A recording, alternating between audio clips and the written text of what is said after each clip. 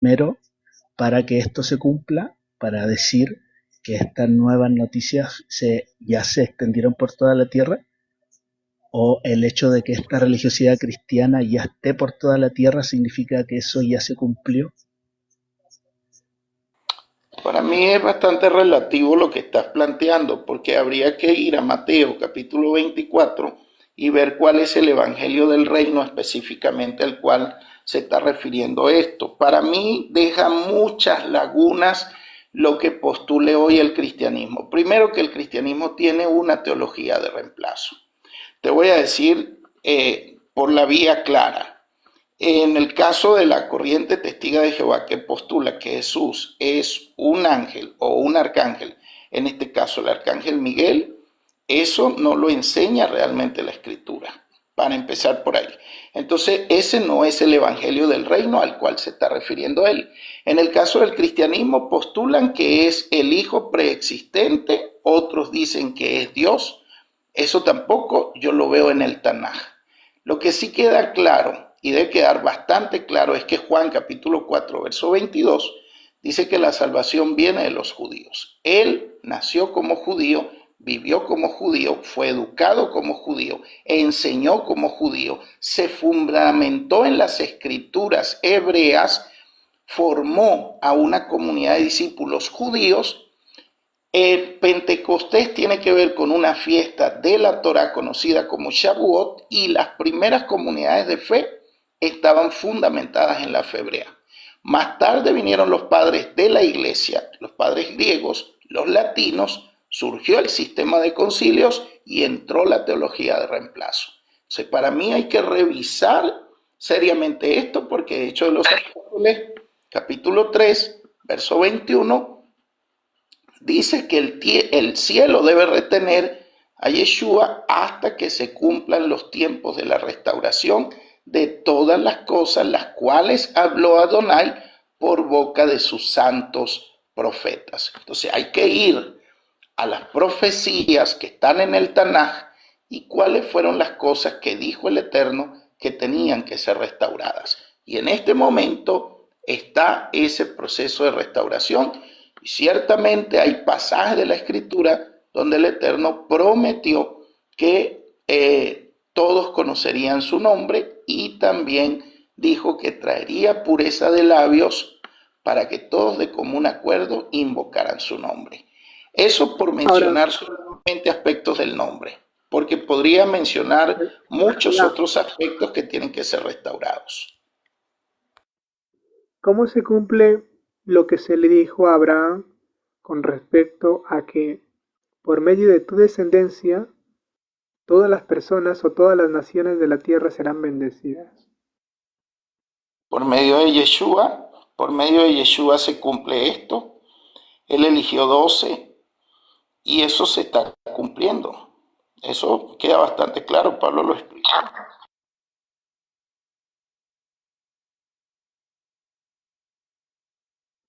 Entonces, sería por medio de la predicación que se haría.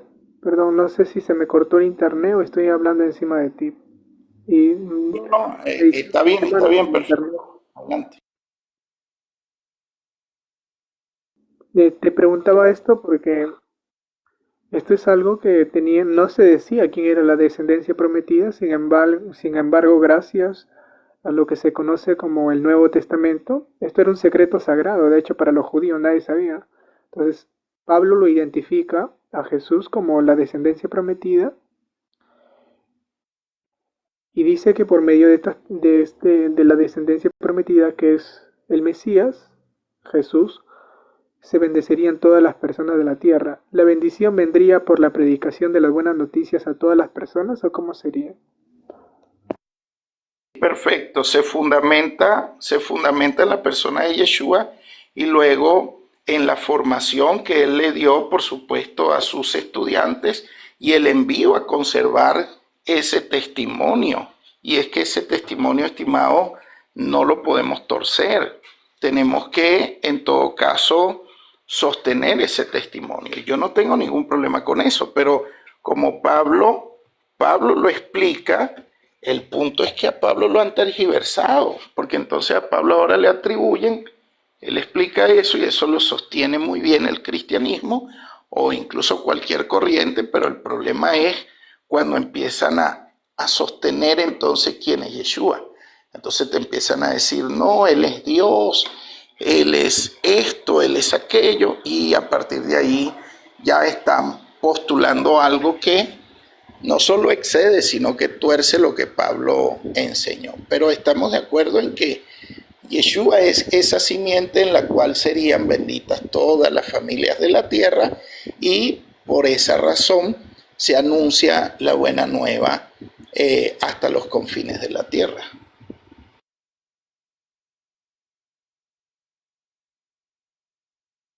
Como te había entendido de que deberíamos ir solamente a la Tanaj, pensé obviamente equivocadamente, ¿no? De que solamente creías en lo que, en la Torá o en la Tanaj. La Tanaj tiene una variante con la Torá, ¿no? ¿A qué Sí, me sí, podrías explicar, no? Sí, ¿me con podrías mucho, explicar para poder entender? sí, con mucho gusto. Cuando tengas una Biblia, abres Lucas 24:44 y allí tenemos el acrónimo Tanaj, solo que está en griego, pero obedece a la lógica hebrea. Allí en Lucas 24:44 dice, era necesario que se cumpliera todo lo que está escrito acerca de mí en la ley de Moisés. En hebreo está diciendo Torah. Luego dice en los profetas, en hebreo está diciendo Nevi'im, y en los salmos. Ese es lo que corresponde en hebreo a Ketuvim.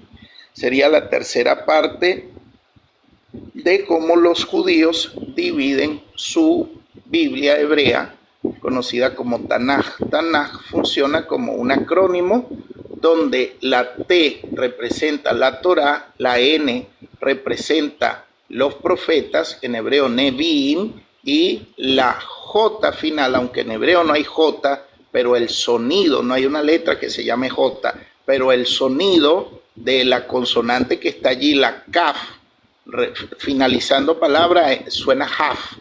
Entonces el sonido final representa ese tercer grupo de la división de su Biblia hebrea, conocida como Ketuvim, y la encabezan los salmos o Teilim. Entonces allí Yeshua está haciendo referencia a el Tanaj, que lo encabeza la Torá. Esa es la diferencia, ¿no? Torá, instrucción. Y bueno, pues ya te quedó claro que yo sí acepto el Nuevo Testamento, solo que no está por encima del Tanaj, tampoco por debajo, está en relación de continuidad. Aquí el problema es que mucha gente cita a Gálatas contra Levítico y a Pablo contra Moisés. Y sería imposible que Pablo vaya a ir contra Moisés o a citar alguna de sus cartas para anular algún mandamiento, ya que si no lo hizo Yeshua, no vino a anular, sino a cumplir. Imagínate cómo Pablo va a venir ahora a anular. Y este es el problema del cristianismo. El cristianismo toma a Pablo muy mal entendido, muy mal interpretado, y cita, por ejemplo, Colosenses 2:14, donde va a decir que en el madero él anuló el acta de los decretos que nos era contraria. Sí, eso es lo que dice el texto, pero que es lo que entienden, que allí clavó la ley en la cruz, cosa que es falsa. O te van a decir Romanos 10:4, el fin de la ley es Cristo. Entienden fin como que llegó Cristo y se acabó la ley, y no llegan a entender que el propósito de la ley era traernos a Cristo, era que conociéramos a Cristo. Entonces no pueden empezar a leer la ley como la leyó Pablo, sino que la leen de acuerdo a su doctrina teológica, que es totalmente distinta a la de Pablo, porque las fiestas te presentan a Cristo. Pascua habla de su muerte, panes sin levadura habla de su sepultura, primicia habla de su resurrección, Shavuot o Pentecostés habla no solo del momento en el que vino la ley, sino ahora el Espíritu que nos permite a nosotros estar frente a esa ley, y así por el estilo. Adelante. Pero cuando si según la gramática también, ¿no? Cristo dice, no es que haya venido a anular la ley. ¿Me puede recordar el texto? No sé si está en Mateo. Sí, Mateo capítulo 5, verso 17 y siguiente. No piensen que vine a anular la ley o los profetas. No vine a anular, sino a cumplir. Y el versículo 18 dice, yo les aseguro que no desaparecerá ni la más pequeña letra, ni un solo trazo de una letra de ley, hasta que todo esto suceda. Hasta que todo esto suceda. Entonces, ¿cómo debo entender esas palabras? ¿Como que cumplían su objetivo y se terminaba? Porque ahí Mira, Cristo dice, yo les aseguro que no desaparece, pero permíteme volver a leer. Cristo, tú me has citado el versículo 17, pero en el versículo 18 dice algo interesante. No piensen que vine a anular la ley o los profetas. No vine a anular sino a cumplir. Y claro, él estaba bajo la ley, ¿no? Como judío él tenía que cumplir sí o sí la ley. Porque Gálatas 4:4 dice que él estaba bajo la ley. Entonces le dice, yo les aseguro que no desaparecerá ni la más pequeña letra, ni un solo trazo de una letra de la ley hasta que todo suceda. Y menciono una imposibilidad con respecto a esto, ¿no? Antes desaparecerían el cielo y la tierra. Antes desaparecerían el cielo y la tierra. Es decir, Cristo estaba diciendo de que sí o sí se tenía que cumplir. Pero también menciona un detalle interesante. Hasta que todo suceda.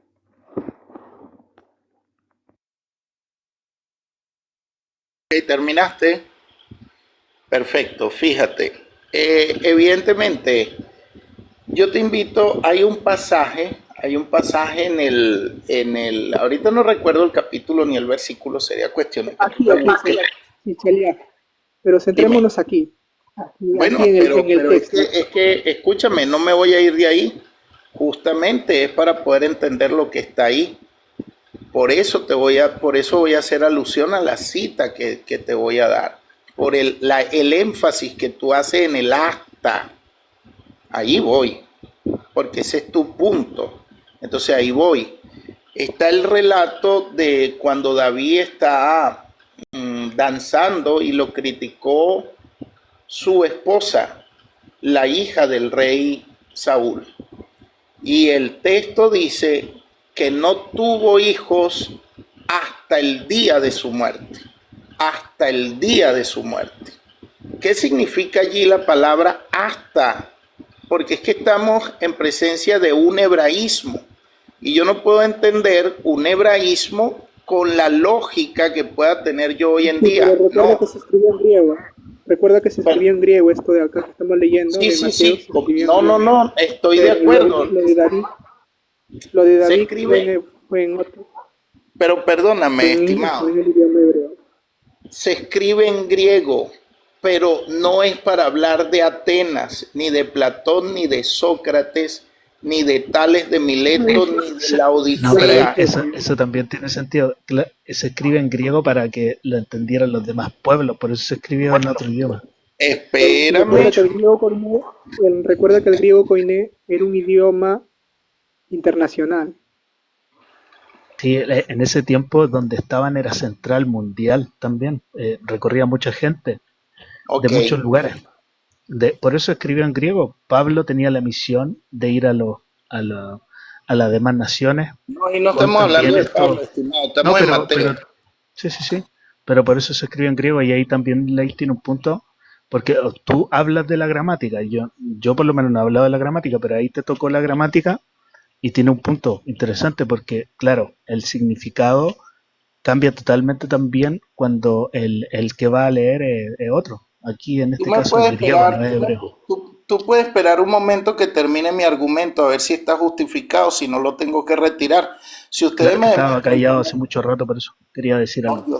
No, está bien, tienes razón. No te quito razón en eso. Tenías rato que no intervenías y en eso tienes razón. Ahora bien, si lo que estoy planteando no lo puedo demostrar, lo retiro. No tengo ningún problema. Yo aquí no quiero imponer dogma. Quiero simplemente que dialoguemos. Entonces, voy aquí.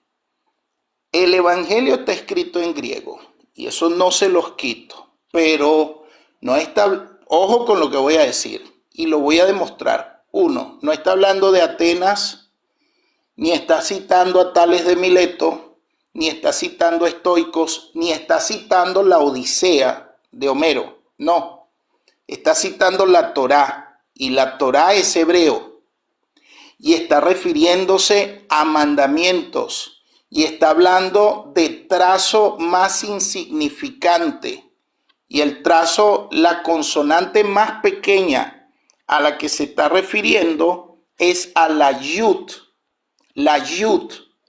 y eso no es una letra griega.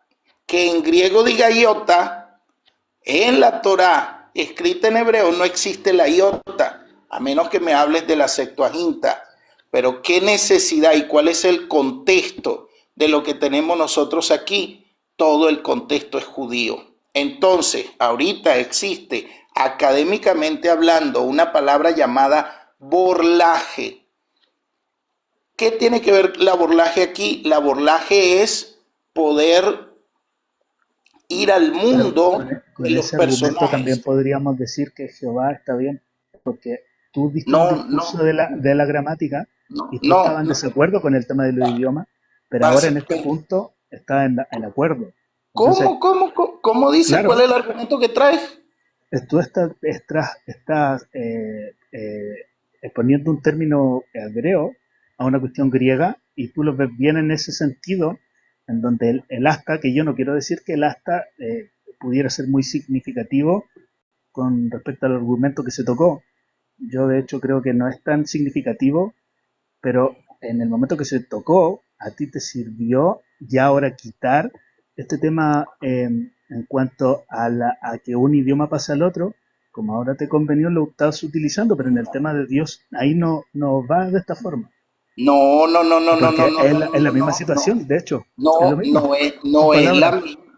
Son palabras en distinto idioma. Y en este momento tú estás diciendo que en hebreo sí se traslada al griego, pero en cuanto al idioma del nombre de Dios, no.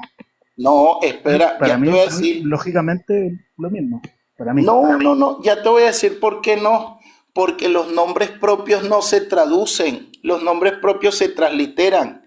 Aquí no estamos hablando de un nombre propio, estamos hablando de ley, griego nomos, Torá es el término hebreo. Estas palabras son traducibles porque no funcionan como nombres propios. No se puede confundir una cosa con otra. Y esto, ¿por qué razón no se traduce Moisés, sino que se translitera el nombre? ¿Por qué no se traduce Ruth, sino que se translitera el nombre? ¿Por qué no se traduce Adán, sino que se translitera el nombre? Los nombres propios son intraducibles. Dame un segundo. ¿Perdón? ¿Cómo? Sería el nombre propio en el idioma en el que se habla no suena como nombre propio, sino que suena a lo que significa. Por eso decía al principio, los judíos cuando decían el nombre de Dios, no decían como para nosotros el nombre de Pedro, no, porque eso para nosotros no significa nada. Cuando ellos decían el nombre de Dios era como decir algo con significado. Ellos estaban diciendo, de hecho, literalmente, la traducción del nombre. Sí, en su idioma significaba eso. No, escucha, pero ya va, estás hablando otra vez encima de mí. Fíjate, yo estoy defendiendo el punto y se montan los dos encima de mí. Escucha con atención.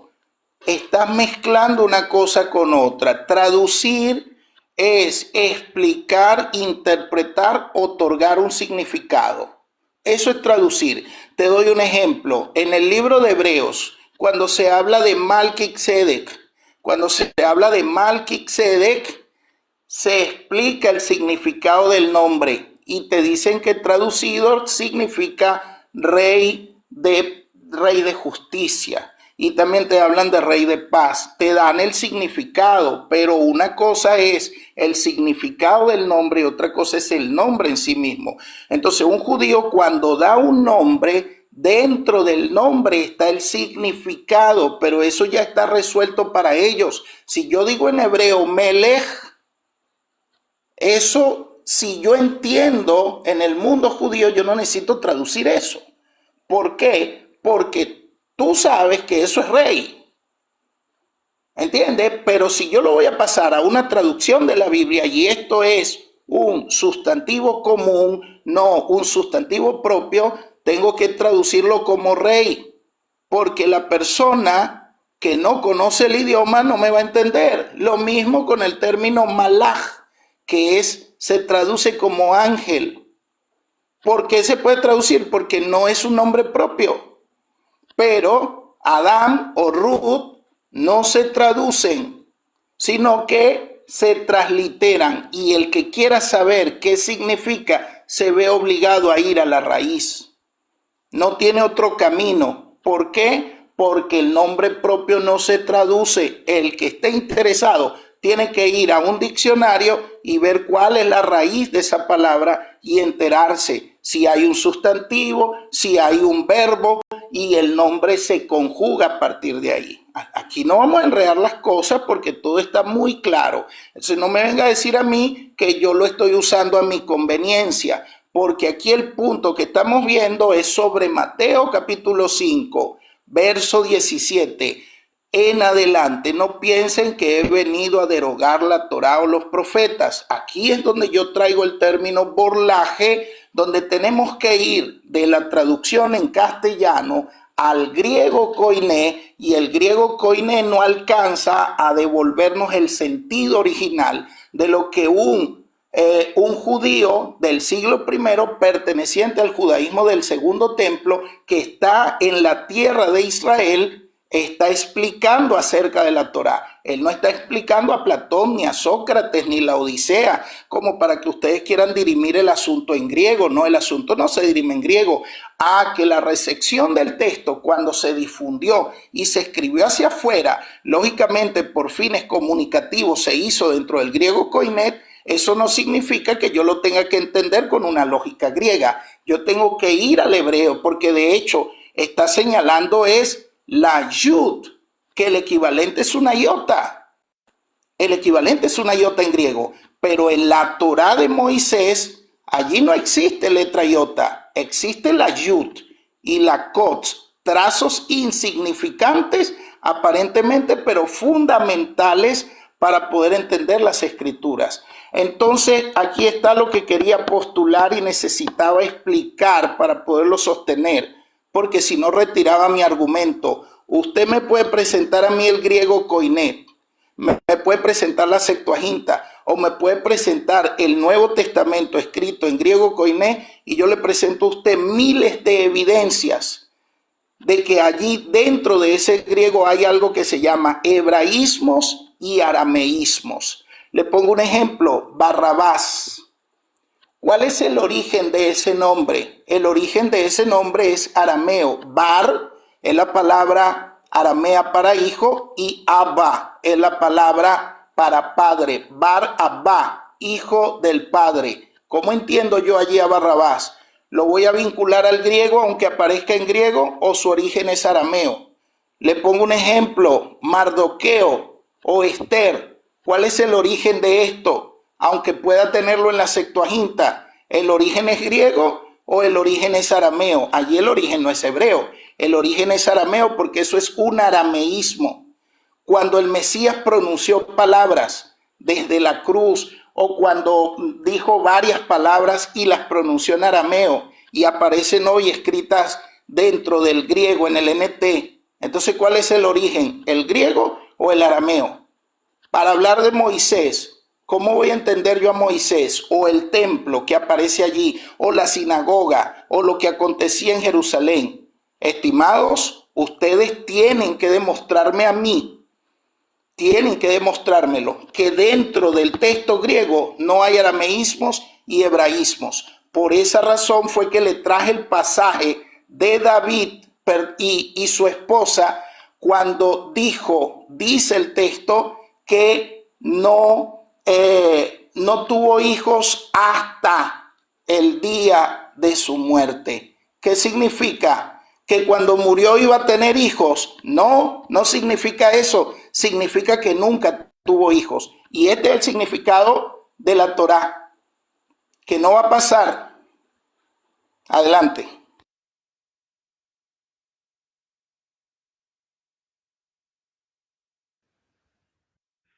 Sí. Con respecto a eso del...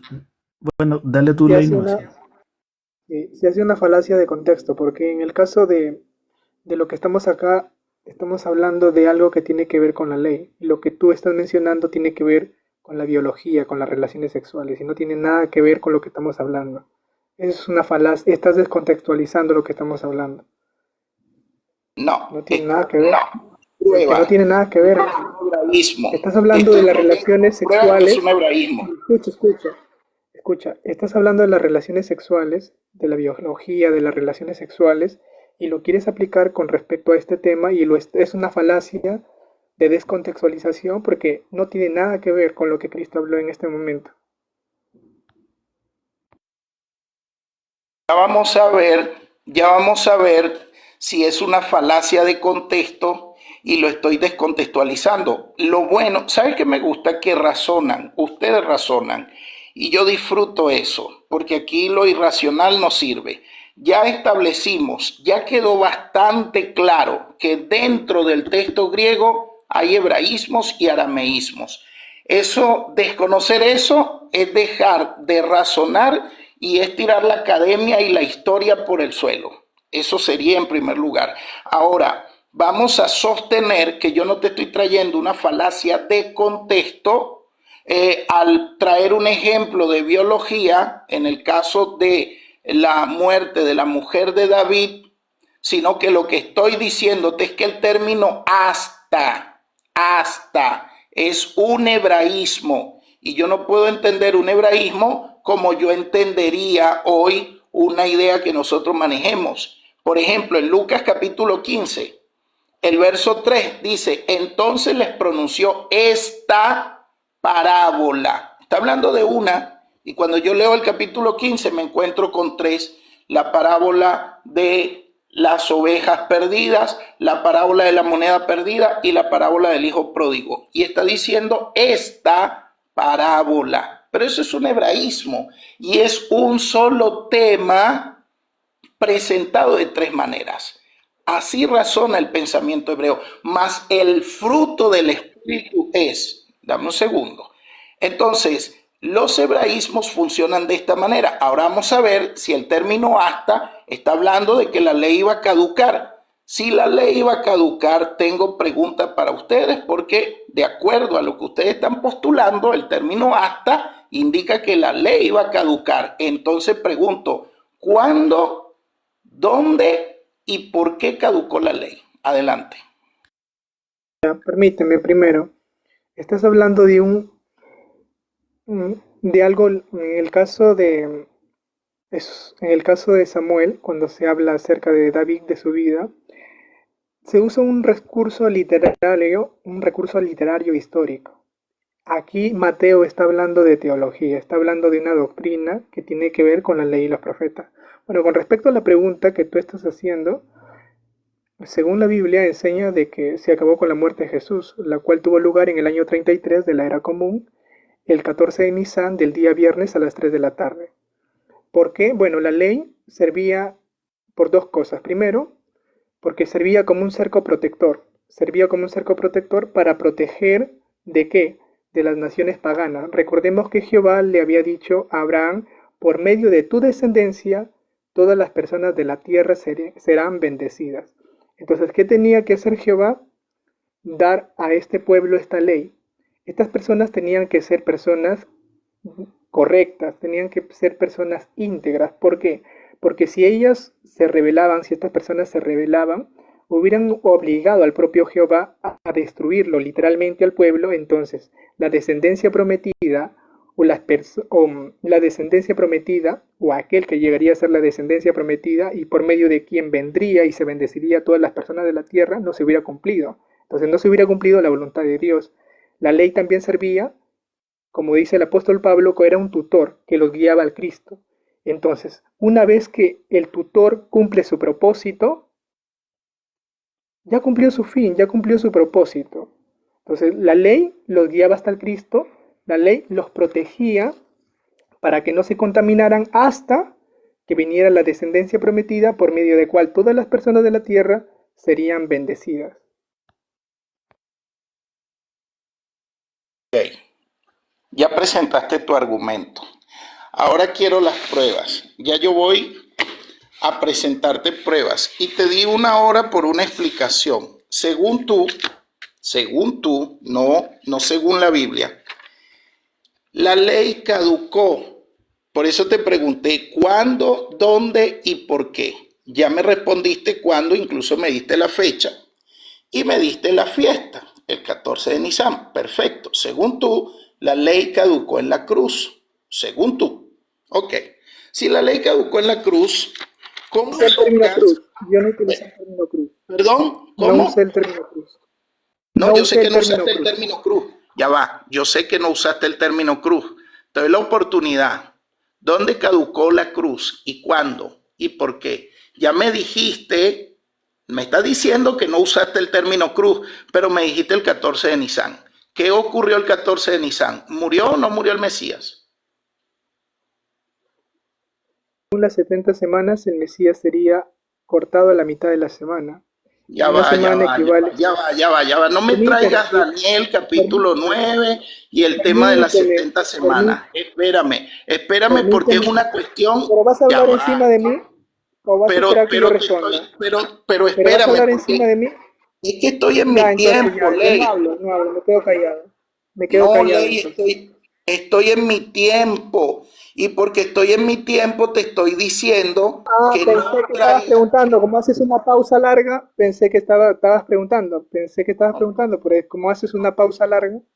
Pero dame un segundo, estimado, lo que te estoy diciendo es que responda a mi pregunta, no te vayas a Daniel capítulo 9 para hablarme de las 70 semanas, porque eso sería otro tema.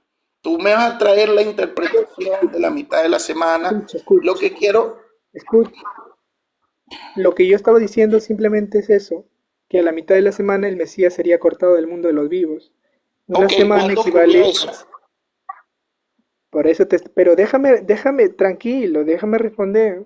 Una semana, si aplicamos la regla de un día por un año, entonces una semana equivale a 7 años. La mitad de una semana es 3 años y medio, lo que duró el ministerio de Cristo, 3 años y medio. Y él empezó en el año 29 de la era común. Su ministerio terminó en el año 33. Entonces, en ese momento se pone fin. Ok, entonces, palabra más, palabra menos, ¿estás de acuerdo que eso ocurrió cuando el Mesías murió? Ahí se anuló la ley, ahí terminó la ley, ahí cumplió su función la ley. Disculpa, ¿puedo opinar algo? Siguieron ejerciendo sacrificios en el sacerdocio hasta el año 70 cuando fue destruido, pero yo estoy mencionando que en ese momento se pone fin a la ley, sí, eso es lo que estoy diciendo. Ok, perfecto. Justamente lo que yo estaba planteando. Ok, si allí se puso fin a la ley, fíjate bien, no importa el postulado de un judaísmo que no aceptó la mesiandad de Yeshua. Fariseos, saduceos, herodianos, el resto de los grupos. Olvídate del resto de los grupos, aunque podría incluirlos y ni aún así anularíamos el punto. Porque en este caso, para ti entonces, para Yeshua, la ley cumplió su propósito ahí y fue con la muerte. Entonces, no, yo no traje la palabra cruz, está bien, yo retiro la palabra cruz. Quedémonos con la muerte, hablaste del 14 de Nisan, quedémonos allí con la muerte. Si esto ocurrió ahí, voy ahora, en Lucas capítulo 23, Yeshua muere. Allí muere Yeshua. En el 24 resucita. Ahora tenemos a Yeshua resucitado. Lucas capítulo 24, verso 27. Vamos a ver qué tan crucificada o qué tan anulada quedó la Torá o qué tan cumplida quedó allí. Lucas 24, 27. Miren lo que dice. Luego 24, 44.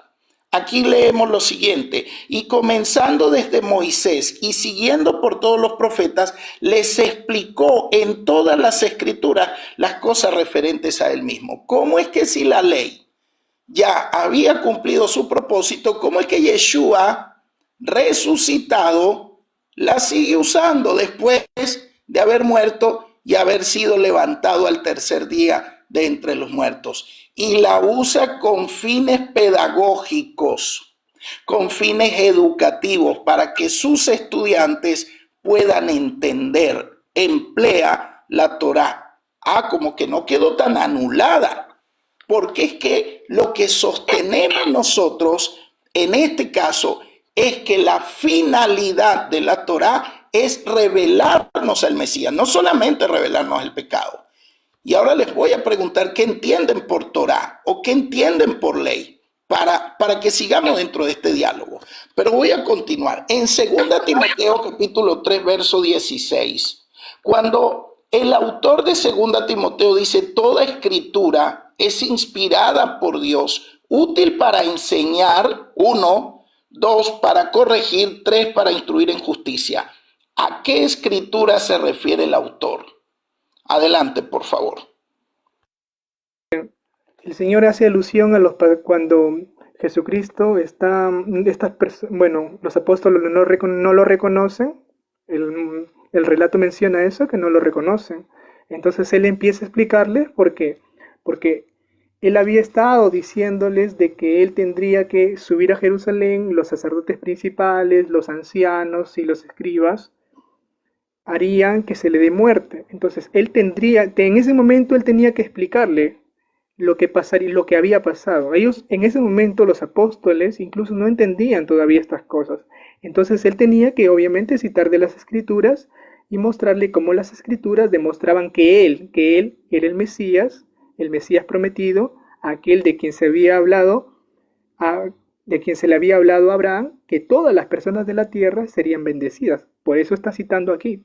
No les estaba recordando de que deberían seguir practicando. No les estaba explicando con respecto a la identidad del Mesías. Aquí no me dice que Él les estaba diciendo sigan practicando, a menos que el Señor me muestre el texto donde les decía eso. En segunda instancia, cuando menciona 2 de Timoteo 3:16, bueno, es cierto, nosotros también lo reconocemos, podemos extraer buenas lecciones de lo que Jehová, por ejemplo, en Deuteronomio 6, 4 al 6, Jehová les recordaba a los padres. Permíteme, por favor, sí, ya termino, permíteme, por favor. Y no solamente utilizamos la Torá, utilizamos los proverbios, por ejemplo, utilizamos el libro de Eclesiastés, utilizamos los salmos, utilizamos toda la Biblia para extraer lecciones morales y poder ponerlas en práctica. Por ejemplo, en Deuteronomio 6, 4 al 6, se nos muestra de que a los padres israelitas se les decía: y cuando vayan por los caminos, y cuando estén en su casa, y cuando estén de viaje, y cuando estén por cualquier lugar, ustedes deben enseñarles a sus hijos. Entonces los padres, los buenos padres cristianos, extraen una lección de este relato, porque Jehová les recordaba primeramente que los padres la palabra de Jehová debía estar primero en los padres, en su corazón, que ellos lo aplicaran y se lo enseñaran a sus hijos. Entonces eso es lo que hacemos los cristianos. Los cristianos extraemos lecciones morales de toda la Biblia, de toda la Biblia extraemos lecciones morales, no solamente de los primeros 5 libros conocidos como el Pentateuco samaritano, sino de toda la Biblia. Y lo aplicamos en nuestra vida diaria. Ahora, yo tengo una pregunta. Ya va, espera, porque ahora yo voy a responder a tus argumentos. El amigo aquí acaba de entregar el diálogo. ¿Por qué acaba de entregar el diálogo? Porque él no pudo demostrar en ningún momento que la Torá quedó anulada. No pudo demostrar que la Torá ya no desempeñaba función alguna. Si la Torá, escuche con atención, y ahorita le voy a demostrar que siguió siendo empleada y hasta el día de hoy sigue siendo empleada. Si la Torá quedó anulada, ¿cómo es que el Mesías la cita? ¿Cómo es que el Mesías la cita? Con fines pedagógicos, con fines pedagógicos. Aquí usted acaba de decir, no, es que la usó para demostrarle a sus discípulos que había muerto, pero la está usando, la sigue usando, y usted en su Biblia la sigue teniendo. Si la Torá no está vigente, tienen que quitarla. La pregunta es ¿por qué no la pudieron retirar? Porque esas ideas que manejan hoy en día son nuevas. ni siquiera para el momento cuando se estableció el canon cristiano, incluyeron también lo que mal llaman Antiguo Testamento. Eso en primer lugar. Usted ahora viene y dice, por generalización, no solo los 5 libros del Pentateuco samaritano, no estamos hablando del Pentateuco samaritano, estamos hablando de la Torá.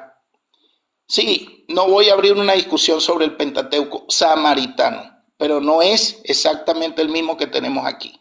No solamente los 5 libros, sino toda la Biblia. Perfecto, Señor. Yo no estoy debatiendo sobre la importancia de toda la Biblia. Estamos enfocados en Mateo 5:17 en adelante. Y Disculpa, Mateo yo 5:17 en puedo decir algo. adelante. Sí, ya te voy a la palabra porque no la has tomado. Ya termino la idea y te doy la palabra. Dale. Estamos hablando de Mateo 5:17 en adelante. No de la importancia de toda la Biblia, porque yo acepto toda la escritura, desde Génesis hasta Apocalipsis. Son ustedes los que tienen reservas con respecto a la ley y no la pueden sacar ni siquiera de sus enseñanzas. Entonces, independientemente de que la saquen o no, yo le voy a demostrar que los autores del Nuevo Testamento la emplean ampliamente a lo largo y ancho de todo el Nuevo Testamento. Entonces usted está admitiendo que 2 Timoteo 3:16, la Torá no solo forma parte de la escritura, sino que es el fundamento por donde empieza la escritura. Y el autor, cuando ya Yeshua estaba en el cielo, cuando ya había resucitado tiempo hacia adelante, cuando ya el movimiento nazareno estaba maduro y se había difundido la fe, sigue sosteniendo que toda escritura inspirada por el Creador es útil para enseñar. Y esta es la finalidad con la cual estoy presentando la Torá hoy aquí. Quiero dejar claro que la Torá no es para salvación, sino para los que son salvos. Porque ya Yeshua nos salvó, tenemos que usar la Torá para que nos enseñe, nos eduque, nos corrija, al igual que toda la escritura. Pero no pueden sacar la Torá de la ecuación porque el autor la está viendo como inspirada por Dios. ¿Se atrevería alguien a anular lo que Dios inspiró? ¿Qué significa la palabra Torá? Porque tienen un problema. Entienden que la palabra Torá significa ley, pero no significa ley, ni tampoco mandamiento. Torá significa instrucción. Eso es su raíz, enseñanza. Entonces van a impugnar las enseñanzas del Eterno. No, vamos a ir desglosando punto por punto y les voy a demostrar que no van a poder sacar ni una yud ni una kotz de la Torah. Por lo tanto, el hasta significa que va a ¿Te puedo hacer una pregunta? a nosotros. ¿Tú Sí, adelante. piensas de los apóstoles que son palabra de Dios también o solo Jesús? ¿Cómo dijiste? ¿Tú crees que los apóstoles, después de la muerte de Jesús y sus cartas, todo lo que tiene que ver con el Nuevo Testamento, es palabra de Dios también, así como en el Antiguo Testamento? Claro, Primero es eso, palabra. para entenderte primero. Sí, es palabra de Dios, pero no para completar la otra parte de la Biblia que falta. A ver, igual es difícil entonces poder para conversarlo porque no. Si, Tú hay si me partes que dejas entonces no lo crees como palabra de Dios. Yo creo que sí. Voy yo.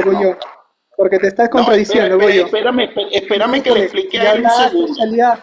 No, Aliás, pero yo ya tengo que hablaste, no vas a explicarle hablar a encima él, de no otro. pueden hablar encima de mí. No vas a Yo hablar tengo encima que de otro. explicarle a él, porque si no, él se queda con Encima de una otro, idea. permíteme, Espérame, él se queda con Tú una ya idea que no es la explicaste, tú ya diste mía. tu argumento. Ley. Pero ya diste tu argumento.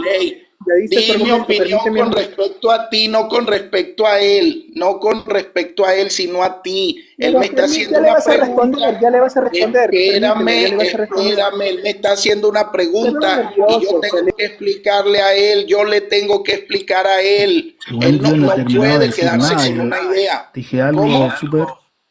súper corto y yo Pero es tengo cosas que corto decir también con respecto a eso. lo que te voy a decir para que no me malentiendas. Bueno, dale.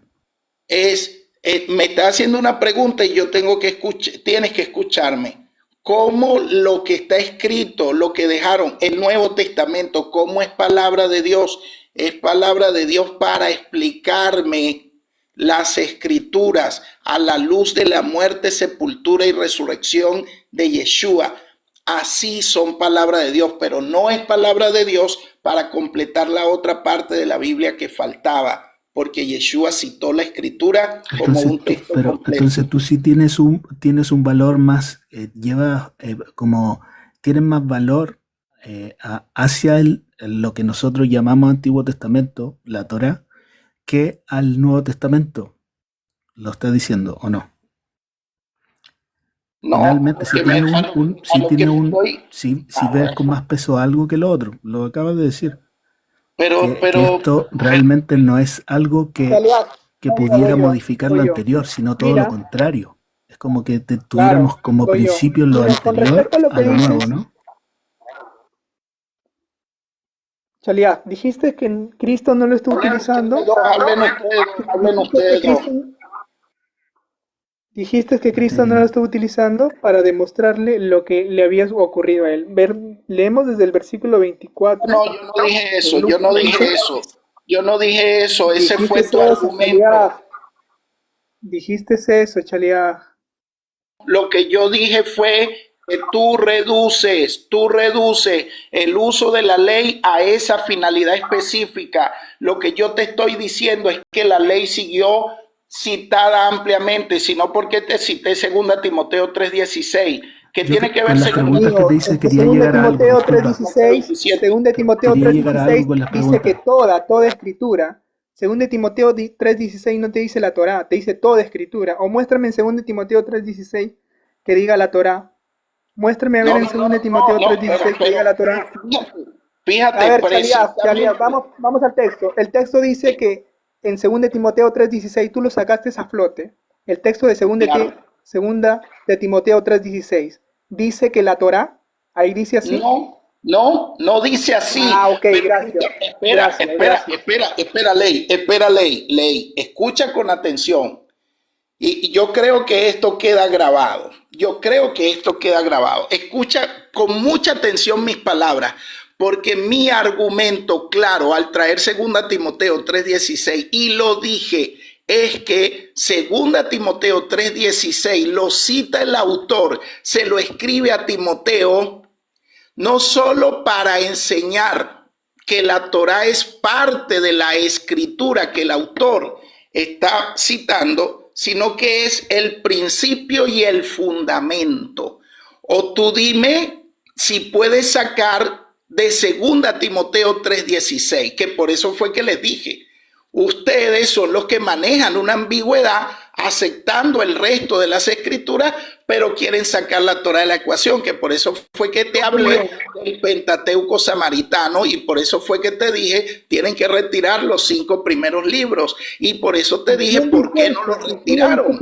Porque esta idea es nueva, lo que pasa es que habla encima de mí. Ya, muy bien. Entonces, cuando en la congregación de Corinto, un hombre se estaba acostando con la esposa de su padre, según la Torá, ¿qué debería aplicársele a él? Había que apedrearlo. Ok. ¿Y qué dijo Pablo que debían hacer con ese hombre? Que lo sacaran, que lo expulsaran. Espérame, Ley. Acabas de darte un disparo en el suelo. ¿Se está fundamentando Pablo en la Torá, sí o no? Dices que Pablo ahí llegamos al punto de que eso significaba realmente de que esta ley Pablo no enseñaba otra doctrina, sino que ¿lo dicen que Pablo no enseñaba otra doctrina? No está enseñando otra doctrina, está enseñando Torá. A ver, si Pablo no estaba enseñando otra doctrina, ¿qué debería aplicársele al hombre? Si Pablo estaba enseñando la ley. No, porque ya la Torá, oiga bien mi argumento. Espera. Yo no tengo la culpa que cuando tú intervengas lo hagas en un espacio breve. Fíjate que Ley no deja que yo hable contigo, porque yo estoy hablando con los dos. Entonces, si tú me traes a mí 1 Corintios capítulo 5, de cierto se oye que hay entre ustedes fornicación, y tal fornicación que ni aún se nombra entre los gentiles, tanto que alguno tiene la mujer de su propio padre. ¿Me estás trayendo Torá? ¿Pablo está enfocado en la Torá, sí o no? Otra cosa es la penalización por la violación de la Torá, que eso fue lo que el Mesías anuló, el acta de los decretos que me era contraria, porque la penalización exigía mi muerte, pero ahora Yeshua me libró de la condenación de la ley, pero no me exime de que yo estudie la ley. Este es el punto. Yo de hace rato le Estudiar estoy es distinto que diciendo cumplir que la la ley ley también. no me salva. La ley me educa, la ley testifica de lo que hizo Yeshua, la ley da testimonio de su muerte, sepultura, resurrección, de la vida nueva en la que tengo que andar yo, de la ley del Espíritu. La ley da testimonio de todo eso. Y por eso Pablo, atendiendo a lo que está escrito en la ley, cita la ley, pero ya las consecuencias no alcanzan a aquel individuo. ¿Por qué? Por la sangre de Yeshua. Pero está enseñando ley. Aliá, entonces, la ley que vino a existir 430 años, ¿en qué año se dio? Respóndeme tú de qué ley está hablando. Excelente lo que dijiste. ¿Qué entiendes por ley? Ok. Dame, dale. Ok. Dale. No, Adelante, te oigo. a ti, pues. Te estoy Me preguntando a estás ti. preguntando. Ok, Te estoy entonces preguntando a ti. escúchame, pues. Aquí viene mi respuesta. Escúchame ahora. No confundas los mandamientos que se entregaron en el Sinaí con los 5 libros de la Torá. Dentro de los 5 libros de la Torá están los mandamientos que se entregaron en el Sinaí. No puedes confundir eso, porque si lo confundes... ¿Se entregaron 5 no libros hables encima de mí, estoy en mi respuesta. Yo te di la oportunidad para que explicaras tú y me dijiste, no, te estoy preguntando a ti. Entonces escúchame a mí, no me interrumpas. No confundas los 5 libros de Moisés, Génesis, Éxodo, Levíticos, Deuteronomio, Número y Deuteronomio. No los confundas con los mandamientos que se entregaron, porque Pablo trae esta explicación cuando explica que el pecado ya existía mucho antes de que viniera la ley, y te cita la transgresión de Adán. ¿Dónde está esa transgresión de Adán? No está dentro del libro de Génesis. Y el libro de Génesis no forma parte de los 5 libros de la ley de Moisés. Tú no puedes confundir eso. Te cita después Abraham y te dice que Abraham fue justificado por la fe y que todavía no había venido la ley, que la ley vino 430 años después para introducir a Moisés y la bajada de la Torá escrita. Pero ¿sobre qué se está fundamentando Pablo, por favor? Se está fundamentando sobre lo que está escrito en Génesis. O no encontramos allí a Adán, no encontramos allí la transgresión, no encontramos allí a Abraham, no encontramos allí a Agar, no encontramos allí a Sara, no encontramos allí a Moisés, no encontramos allí lo que ocurrió en Har Sinaí. Usted está refutado. No respondiste a mi pregunta, te pregunté en qué año llegó a existir la ley que vino a existir 430 años de la que habla Pablo. No Pero te lo estoy contestando, te lo estoy contestando. Te lo estoy contestando. No está respondiendo a la pregunta. Claro que te estoy respondiendo. No está respondiendo a la pregunta. Mira, te estoy dando una pregunta, te estoy dando ñapa para que no confundas una cosa con la otra. Porque tú dices si los tú 5 libros, y en ese momento todavía no... Te voy a responder por Génesis capítulo 15. Cuando Abraham sueña y el Eterno en el sueño le dice, ten presente, y le habla de sus descendientes que estarían cautivos por un pueblo y que estarían allí cautivos por 400 o 430 años. A eso se está refiriendo Pablo. Pero escucha con atención mi respuesta para que digas que no te estoy contestando. Y lo bueno es que esto queda grabado.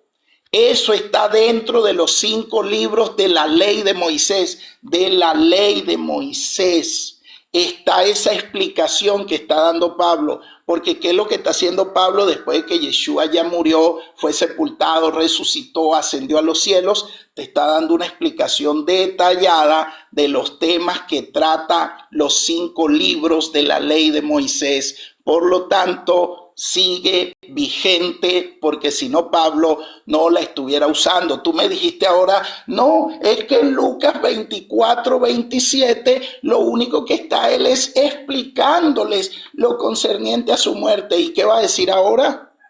¿Y qué va a seguir diciendo con las otras citas que te voy a traer para seguirte probando que están usando los 5 libros de la ley de Moisés como escritura inspirada por Dios, útil para enseñar, para corregir, para instruir en justicia? Usted tiene que aceptar el día de hoy, que tiene que aceptar que la ley de Moisés es útil no solo para enseñarlo, sino para corregirlo, porque tiene conceptos muy equivocados con respecto a las escrituras. Talia, creo que no has entendido tampoco lo que yo he dicho. Yo he dicho que 2 Timoteo 3:16 se aplica para toda la Biblia. Y lo he mencionado y está grabado. Si tú dices que está grabado la explicación que yo le he dado. Que nosotros los cristianos usamos toda la Biblia para sacar lecciones prácticas morales y aplicarlas en la vida personal, para, como dice Jehová, tener una vida feliz. Eso es lo que yo estoy enseñando hace rato. Entonces, ¿qué Bueno, estamos debatiendo?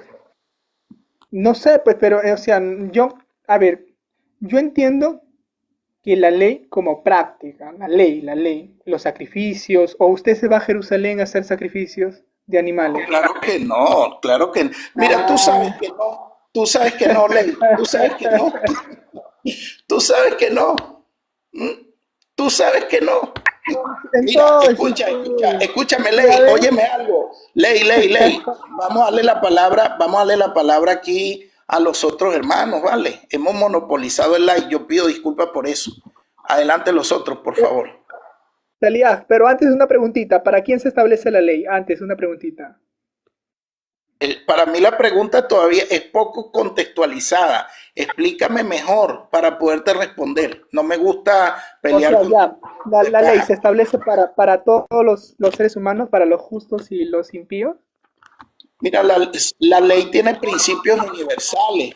Si tú me vas a responder a mí por una de las cartas de Pablo, que la ley es para los inmorales, para los pecadores, bueno, allí Pablo está aplicando la ley a ese contexto, pero definitivamente... ¿Qué ley está aplicando? ¿La de los 5 libros? Está dentro de los 5 libros, sí está dentro de los 5 libros, pero, dice la ley, concretamente los mandamientos, porque, escúchame, los mandamientos, porque está hablando de los homicidas, está hablando de los crueles, está hablando de los que cometen delitos, está hablando de los mandamientos, porque en los mandamientos está escrito no robes, no mates, no codicies, etcétera. No, ¿cómo que lo atrapé? Tú tienes rato queriéndome atrapar. Mira, vamos a darle la palabra a los otros, por favor, porque me parece lo más justo.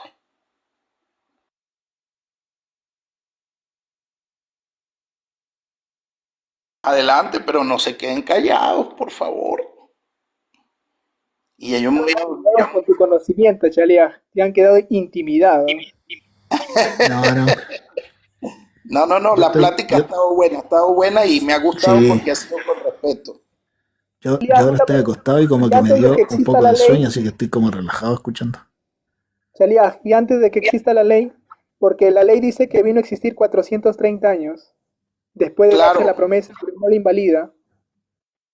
Fíjate algo, mira, ahora que estamos charlando amigablemente, el asunto es que cuando dice antes de que existiera, se está refiriendo en este caso a la ley desde el contexto de algo tangible, de algo ya puesto por escrito, de algo ya físicamente al alcance del hombre, pero no se está refiriendo a que de alguna forma no existiese a que de ninguna manera no tuviese existencia la ley, porque Pablo en Romanos dice que la ley es espiritual, que la ley es buena y que la ley es santa, mas yo soy carnal vendido al pecado. En este sentido, como entendía Adán que, por ejemplo, comer del fruto prohibido estaba mal, a menos que el Eterno de alguna forma se lo hubiese dicho, como de hecho dice el Eterno, que mandó no comer, y allí la palabra para mandar es misvah, es lo que trae la Torah como mandamiento.